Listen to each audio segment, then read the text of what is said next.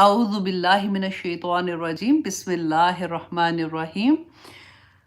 ہاں جی، اب ہم نے آیا نمبر 72 کہہ رہے ہیں نا، 71 میں ہم نے کیا پڑھا تھا؟ کیونکہ ہم دیکھ رہے تھے لاسٹ کلاس میں کہ اللہ سبحانہ تعالیٰ نے فرمایا تھا کہ جب قیامت کے دن کا ذکر ہو رہا تھا کہ جب تم قبروں سے اٹھائے جاؤ گے، تم قیامت کے دن حاضر ہوگے، تو وہ لوگ جن کا نامہ اعمال دائیں ہاتھ میں ہوگا۔ اب وہاں پہ ہمیں کیا بتایا تھا کہ دائیں ہاتھ میں بھی ہوگا، اور کچھ لوگ ہوں گے جن کا نامہ اعمال بائیں ہاتھ میں ہوگا۔ جن کا دائیں ہاتھ میں ہوگا وہ ہوں گے جو خوشی سے اپنے خاندان کی طرف واپس سے آئیں گے اور کہیں گے کہ میں پاس ہو گیا، جن کے نیک اعمال ہوں گے۔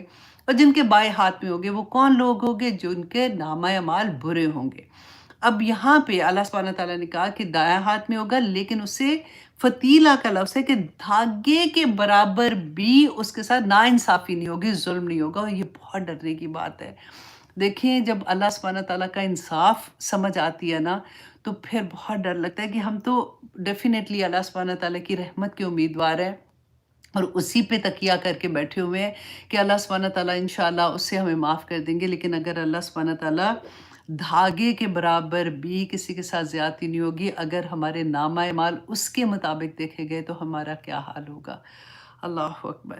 اب آئیے آگے اللہ سبحانہ تعالیٰ فرماتے ہیں وَمَنْ کَانَ اور جو کوئی ہے فی هَذِهِ اس دنیا میں عَامًا اندھا فَهُوَ فِي الْآخِرَةِ عَامًا تو وہ آخرت میں بھی اندھا ہوگا۔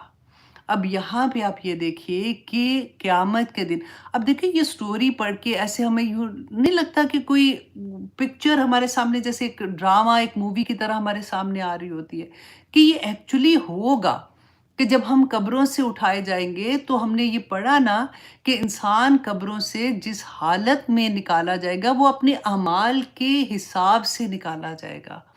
جیسے ہم نے پڑھا تھا جو تکبر کرتا ہے وہ چونٹیوں کی طرح نکالا جائے گا۔ اس کے علاوہ ہم نے ڈفرینٹ طرح سے پڑھا تھا۔ یہاں پہ آپ دیکھیے کہ اللہ سبحانہ تعالیٰ نے کہا کہ اندھا قبر سے اٹھایا جائے گا۔ کون اٹھایا جائے گا؟ فی ہذہ اعمیٰ فہو فی الآخرۃ، جو دنیا میں اندھا تھا۔ اب یہ وہ اندھا نہیں ہے جو ہمیں جسمانی طور پہ اندھے نظر آتے ہیں۔ یہاں پہ اندھا کون سا ہے؟ جو روحانی طور پہ، جو دنیا میں اندھا تھا نا۔ اب آگے اس کے بارے میں آپ دیکھیے وَأَضَلَّ سَبِيلًا، اور وہ سب سے زیادہ بھٹکا ہوا ہے راستے سے۔ اب اس کے بارے میں آپ یہ دیکھیے کہ سورہ طٰہٰ میں اس کی ایگزیکٹلی اس کی ڈیٹیل، اس کی تفسیر ملتی ہے اور جان نکلتی ہے آنیسٹلی کہ میں اور آپ دیکھیں الحمدللہ ثم الحمدللہ ہماری زندگیوں میں قرآن کھل گیا ہے، لیکن قرآن کھلنے کے ساتھ ہمارے اعمال کیسے ہیں، جو اصل مقصد ہے اس کا کھل بھی گیا تو میں کہتی ہوں اللہ کا شکر ہے کہ قدم بقدم ہم نے چلنا شروع کر دیا۔ اور جن کی زندگیوں میں ابھی قرآن نہیں کھلا، مسلمان ہیں، ہمارے ہی بہن بھائی ہیں، تو تکلیف ہوتی ہے نا۔ اللہ سبحانہ تعالیٰ سورہ طٰہٰ کی آیت نمبر 124 سے 126 یہ لکھ لیں تاکہ آپ لوگ بعد میں اس کو خود جا کے دیکھیں گے کہ اللہ سبحانہ تعالیٰ فرماتے ہیں جو میری یاد سے روگردانی کرے گا وَمَنْ أَعْرَضَ عَنْ ذِكْرِي فَإِنَّ لَهُ مَعِيشَةً ضَنْكًا وَنَحْشُرُهُ يَوْمَ الْقِيَامَةِ أَعْمَىٰ، کہ ہم قیامت کے دن اس کو اندھا اٹھائیں گے کہ جو میری یاد سے روگردانی کرے گا اس کی زندگی تنگی میں گزرے گی، اور ہم اسے قیامت کے دن اندھا کر کے اٹھائیں گے۔ وہ کہے گا، اب دیکھیے ذرا کہ ہم لگتا ہے مر گئے تو بس مر گئے، کہ باقاعدہ کنورسیشن ہو رہی ہے کہ وہ کہے گا اے میرے رب تو نے مجھے اندھا کر کے کیوں اٹھایا، حالانکہ میں تو دیکھنے والا تھا۔ اللہ سبحانہ تعالیٰ فرمائیں گے کہ اسی طرح ہونا چاہیے تھا، تیرے پاس میری آیات آئی تھی۔ اندھا کون اٹھے گا؟ تیرے پاس میری آیات، یہ قرآن پاک تیرے پاس آیا تھا، تو نے اسے بھلا دیا، سو اسی طرح آج تجھے بھی بھلا دیا گیا ہے، اسی طرح تجھے بھی بھلا دیا گیا۔ دیکھیے یہ ایک آیا मैं कहती हूँ जो जो भी आपके लव वंस है ना, जिनसे आपको दर्द होती है देख के कि इनको क्यों नहीं समझ आ रही है, उनको ये एक आया ये आप बता देंगे ना कि अल्लाह सुब्हाना ताला देखिए ये कुरान जिसकी ज़िंदगी में नहीं खुला, आपने अगर कुरान को बंद करके रख दिया, अगर नहीं पढ़ेंगे तो हमें कैसे पता चलेगा कि मेरे अल्लाह ने क्या मुझे हुक्म क्या दिए हैं?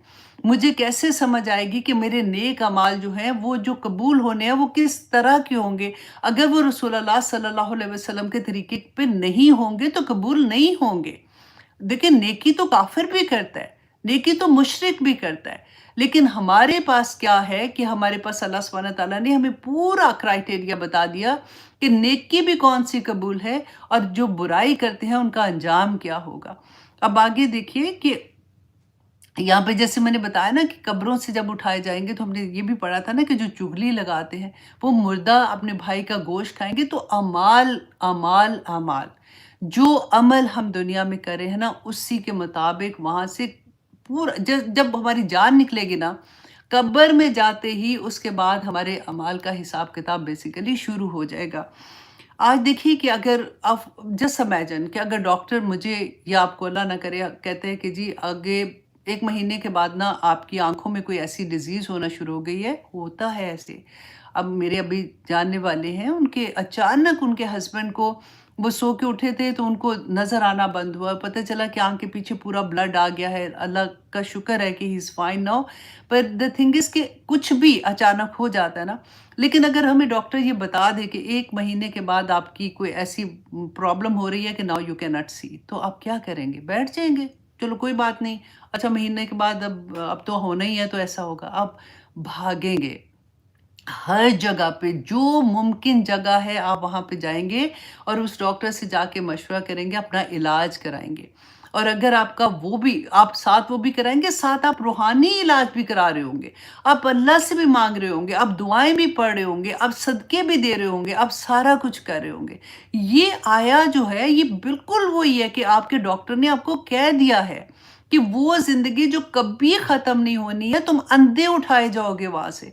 अब सोचिए कि कैसे मतलब हम कैसे वो रास्ता देखेंगे? हम हौज़ कौसर पे कैसे जाएँगे? हम रसूलुल्लाह सल्लल्लाहु अलैहि वसल्लम को कैसे देखेंगे? हम जन्नत में कैसे जाएँगे? जब अंधा होगा तो वो कैसे चलेगा वहाँ पे? ये कोई छोटी बात तो नहीं है।